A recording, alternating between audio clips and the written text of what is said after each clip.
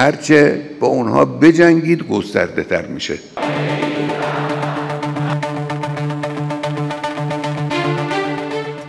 Syria নিয়ে অবশেষে ঘুম ভাঙছে মধ্যপ্রাচ্যের সিংহ ইরানের।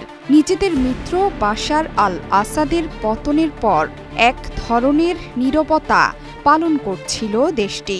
অবশেষে মাঠে নামলেন সর্বোচ্চ নেতা আয়াতুল্লাহ খামেনি। খুব দ্রুতই সিরিয়া মুক্ত করবে ইরান।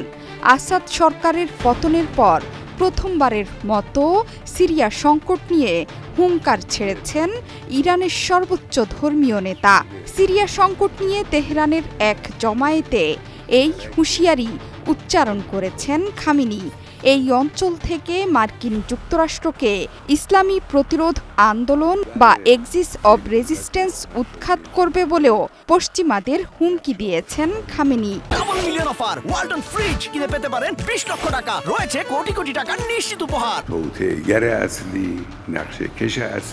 ইরানের সর্বোচ্চ নেতা বলেন, লেবাননে লড়াই শুরু করার ব্যাপারে আগ্রহের কথা জানিয়ে আমার কাছে চিঠি লিখেছেন ইরানের কমান্ডাররা।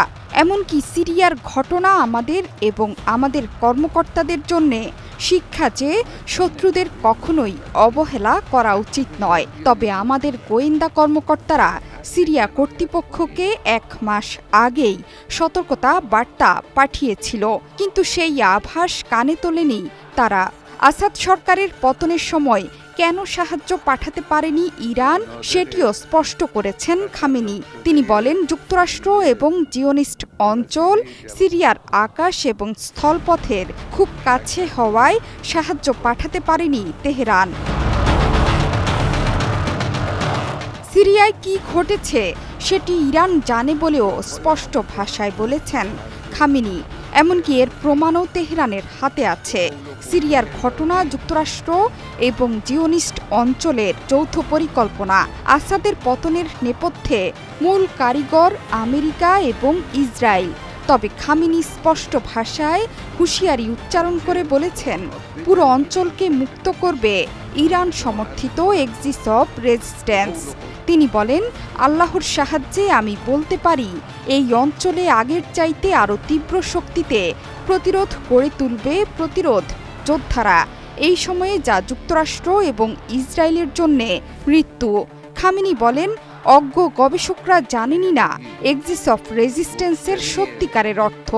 এক্সিস অফ রেজিস্ট্যান্স দুর্বল হলে ইসলামিক ইরানও দুর্বল। তিনি আশ্বস্ত করে বলেন, আমি তোমাদের বলতে পারি আল্লাহর সাহায্যে ইরান শক্তিশালী এবং সামনে আরও শক্তিশালী হয়ে উঠবে।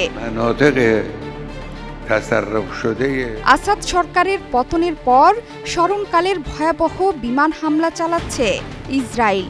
দখল করে নিচ্ছে সিরিয়ার দখলে থাকা গোলান মালভূমির একের পর এক ভূমি। এই নিয়ে উদ্বিগ্ন পুরো আন্তর্জাতিক বিশ্ব। সিরিয়ায় ইসরায়েলি হামলা বন্ধ করা এখন দেশের নতুন সরকারের কাছে সবচেয়ে বড় চ্যালেঞ্জের। উপর্যুপরি বিমান হামলা সত্ত্বেও পালিয়ে যাওয়া নাগরিকদের দেশে ফেরার আহ্বান জানাচ্ছে দেশের অন্তর্বর্তীকালীন সরকার। নাগরিকদের জোর করে দেশে না ফেরাতে আহ্বান জানিয়েছে মানবাধিকার সংগঠনও। এমনকি সিরিয়ার বিদ্রোহী গোষ্ঠী HTSকে সন্ত্রাসী সংগঠনের তালিকা থেকে বাদ দেওয়ার চিন্তা ভাবনা করছেন বাইডেন প্রশাসন। জোহরা চৌধুরী সেতু, ৭১।